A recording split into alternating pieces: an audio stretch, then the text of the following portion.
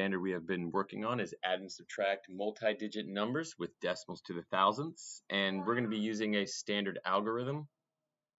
And as you can see, questions 1, 2, and 3, we have 2 subtraction problems and an addition problem. So the first thing we want to do is we want to go ahead and line them up vertically where we align the place values. And that's very important because we should be subtracting the ones from the ones, the tenths from the tenths, and so on. So as I'm going through my subtraction problems, I notice there is no numbers above the 1 and the 5 in number 1. So I go ahead and I put in my place value holders of zeros to show us there is nothing there, because that's very important, because one of the misconceptions is students like to go ahead and bring down the 1 and the 5 without understanding they're actually zeros above those digits. So once we get that lined up, we go ahead and line up our decimal down here, and that can get us started on the actual subtraction process. So we can start as we normally do. 0 minus 5, we cannot do.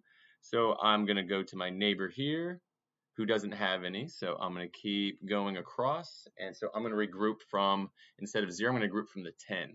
So I'm going to make that 0, 9. And I'm going to go ahead and give 10 to this place value, and I can go ahead and begin my subtraction process. Of 10 minus 5 is 5, 9 minus 1 is 8, 0 minus 6, I realize I can't do that. So I come to the place value to the left, take 1 away, and add 10.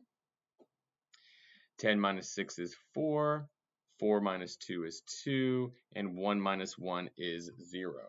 So we see how we solve this first subtraction problem.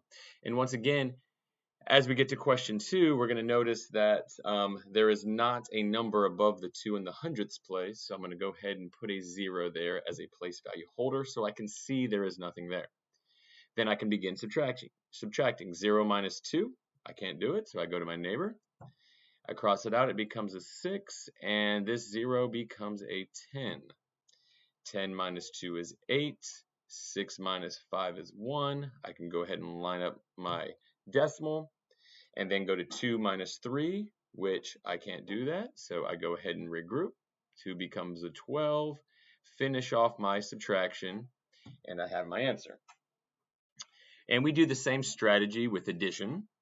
I can go ahead and add my 0 as a place value holder so we can see it. And we line everything up when it comes to addition. 0 plus 7 is 7. 3 plus 6 is 9. 3 plus 3 is 6. And 1 plus 0 is going to be 1.